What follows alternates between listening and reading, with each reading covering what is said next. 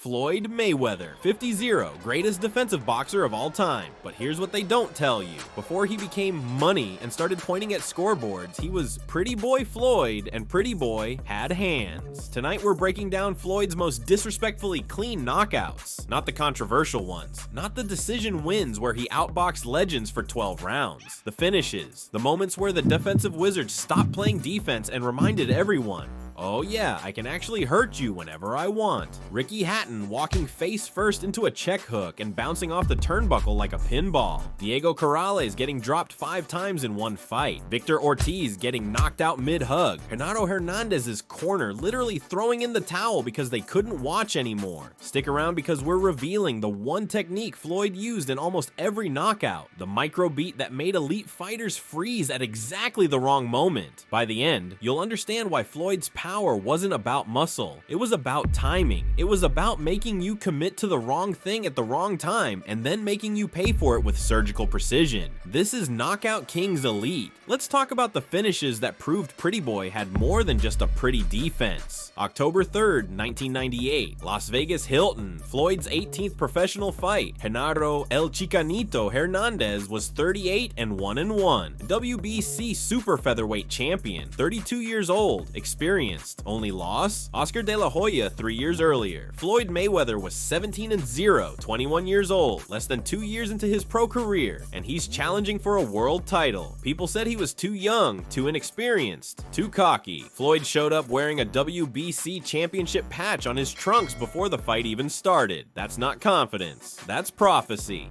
Rounds 1-4. The download from the opening bell, Floyd's doing what Floyd does. Gathering information. Jab, jab, watch the reaction. Circle, reset, watch the footwork. Make Hernandez miss, note the recovery time. Round 1. Floyd slips in the opening seconds, not hurt, just awkward footing. And the crowd gasps. But Floyd resets and starts working. His jab is finding home. His straight right is snapping Hernandez's head back. Round 4. Hernandez has his best round. Goes all out, throws everything, lands some solid shots. Floyd takes them, nods, files them away in the mental database labeled things that won't work twice. Rounds 5-8, the clinic round 5. Floyd gets Hernandez on the ropes and lands a precise uppercut that rattles Hernandez's jaw. The tide shifts. Floyd starts working the body, short hooks, straight rights to the ribs, making Hernandez think about his midsection every time he wants to throw upstairs. Round 7. Hernandez tries to bull forward, placing his head in Floyd's chest. Bad idea. Floyd's faster on the inside too. Hard, short hooks and uppercuts. Hernandez's face is forming a barrier with his forearms, but Floyd's countering effectively. Round 8. Floyd goes through his full repertoire. Body jabs, lead right hands, hooks to both sides. It's systematic. It's clinical. It's a 21-year-old kid showing a 32-year-old champion that levels exist in boxing. The stoppage. Between rounds, Hernandez sits on his stool. His right eye is swelling shut. His brother and trainer Rudy looks at him and makes the call. You're not going back out. Fight over. TKO round 8. Corner stoppage. CompuBox stats. Floyd landed 221 of 412 punches, 54%. Hernandez landed 103 of 314, 33%. An emotional Floyd drops to one knee and cries. He's a world champion at 21 years old, first of the 1996 US Olympians to win a world title. That fight wasn't just a win, it was the announcement. Pretty Boy Floyd isn't here to participate, he's here to dominate. January 20th, 2001, MGM Grand, the fight that made people compare Floyd to legends. Diego Chico Corrales was 33-0, undefeated, tough, world class, the kind of fighter who walks forward and breaks you down. Floyd made him look like he was fighting a hologram. The dismantling. From the opening bell, Floyd's landing jabs, right hand leads, and that explosive left hook that would become his signature finishing tool. Corrales is walking forward, which is exactly what you're not supposed to do against Floyd, and Floyd's punishing him for it. Round 7. The barrage. This round is insane. Floyd connects with a left hook that scores the first knockdown. Before Corrales fully recovers, Floyd unleashes 2 more left hooks. Corrales hits the floor again, another massive left hook. Corrales goes down a third time in the same round. In round 7 alone, Floyd connected with 78% of his shots, 39 out of 50 punches. Corrales threw 5 punches, landed 3. Round 10, the finish. Midway through the 10th, Floyd catches Corrales with a tight left hook. Down again. Knockdown number 4. Corrales gets up, wobbly, and not long after, a straight right sends him down to one knee. Knockdown number 5. Corrales' father trainer Ray Woods throws in the towel. Fight over. TKO round 10. Diego Corrales, undefeated world-class fighter, never landed more than 10 punches in any single round. TV announcers compared Floyd to Sugar Ray Leonard, Pernell Whitaker, Willie Pep, Muhammad Ali, and Tiger Woods in the same fight. That's the night Floyd went from really good to wait, is this guy special? December 8th, 2007, MGM Grand Garden Arena. 16,459 fans packed in. Thousands more British fans couldn't even get tickets. This wasn't just a fight, this was an invasion. Ricky the Hitman Hatton rolled into Vegas with somewhere between 20,000 and 30,000 British supporters. They sang Hatton Wonderland. They booed the US national anthem. Not cool, by the way.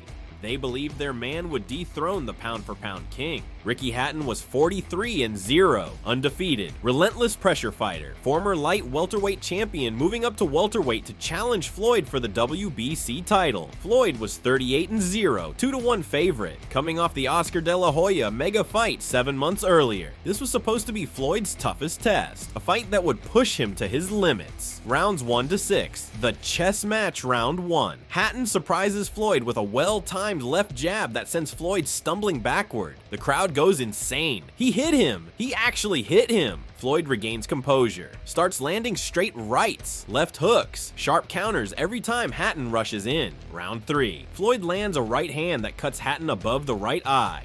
Blood, but Hatton keeps coming. Round 6. Referee Joe Cortez deducts a point from Hatton for hitting Floyd behind the head. Hatton gets frustrated, turns his back on the ref, and shakes his bottom at Floyd in protest. The crowd loves it, but the frustration is building. Round 7 to 9. Floyd taking over. Round 8, this is vintage Mayweather. Stiff jabs to the body, lead right hands to the head, hooks to both sides of the midsection. At one point, Floyd sidesteps and lands a beautiful countercheck hook as Hatton charges at him in a corner, then unleashes spiteful, accurate shots to head and body. Round 9, Floyd's stiff left jab is snapping Hatton's head back. It's clear the end is near. Round 10, the finish. Hatton's still coming forward. He's tough, he's relentless, but he's walking into a trap. Floyd backs into the corner. Hatton charges forward. Exactly what Floyd wants. Floyd goes still for a fraction of a second. Hatton commits. And then Floyd throws the most perfectly timed check hook in modern boxing history. Left hook, flush on Hatton's chin as he's moving forward. Hatton's momentum carries him straight into the turnbuckle. His head bounces off the pad. He crumples to the canvas, face first. The crowd, thousands of British fans, goes silent. Hatton rises for the standing 8 count, but Floyd smells blood. He launches an avalanche of punches. Hatton crumbles to the mat again. Hatton's corner throws the white towel, TKO at 135 of round 10. Floyd helps Hatton up, offers him a hug. Post-fight, Floyd says, "I was throwing body shots and he kept coming. I see now why they call him the Hitman. But then I threw the check hook. They teach us that in northern Michigan in the amateurs, and he walked right into the shot. He never saw it coming. That check hook became one of the most iconic punches of the 21st century. A clinic in timing, positioning, and making your opponent's aggression work against them." September 17th, 2011, MGM Grand. Victor Ortiz was 29 and 2-2, WBC welterweight champion. Young, athletic, explosive. Floyd was 41-0, coming out of a 2-year retirement, still undefeated, still dangerous. Round 4, chaos. Ortiz lands a good shot. Then, out of frustration or aggression or whatever, he throws an intentional headbutt that snaps Floyd's head back. Referee Joe Cortez steps in, deducts a point from Ortiz. Ortiz, realizing he messed up, goes for a hug, an apology hug. Floyd hugs him back. Ortiz hugs him again. Then the referee steps back. The fight is live. Ortiz, still thinking about the apology, drops his hands and leans in for another hug. Floyd throws a left jab. Ortiz's guard is completely down. Floyd follows with a devastating right hand. Ortiz drops. The crowd boos. People are furious.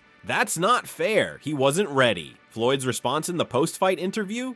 And is protect yourself at all times. That's what the referee says. I was just following the rules. And you know what? He's right. Joe Cortez said, let's go. The fight was live. Ortiz should have had his hands up. Floyd's trainer and uncle, Roger Mayweather, said it best. You hug him after the fight, not during. KO round 4. Controversial? Absolutely. Legal? 100%. Disrespectful? Depends who you ask. But it's the perfect example of Floyd's mentality. You give me an opening, I'm taking it. No exceptions. Alright, let's talk about the technique that makes Floyd's knockout so surgical. The micro beat. It's the split second of stillness before Floyd throws his finishing punches. Watch any of his knockouts in slow motion and you'll see it. Against Hatton, Floyd goes still. Hatton commits to charging forward. Then Floyd throws the check hook. Against Corrales, Floyd pauses. Corrales plants his feet. Then the left hook explodes. Against Hernandez, Floyd resets his stance. Hernandez's guard shifts slightly. Then Floyd fires. It's not about power. It's about making your opponent commit first, then capitalizing on their commitment with perfect timing. Most fighters throw punches while both fighters are moving. Floyd waits for that micro beat, that fraction of a second when his opponent is committed to their action, and that's when he fires. Your opponent can't change direction mid-punch. They can't adjust mid-step. They're locked in, and Floyd exploits that window of vulnerability with surgical precision. That's why his knockouts don't look like bombs. They look like counters, because they are counters, timed perfectly, placed perfectly. The 3 elements: 1. Stillness. Floyd goes calm while his opponent is moving. 2. Commitment. Opponent commits to their action. 3. Explosion. Floyd fires at the exact moment they can't defend master that sequence. And you don't need to be the hardest puncher in the room. You just need to be the smartest. If you made it this far and these breakdowns changed how you see Floyd Mayweather, not just as a defensive master, but as a finisher, smash that subscribe button for Knockout Kings Elite right now. Drop a comment which knockout was the most disrespectfully clean.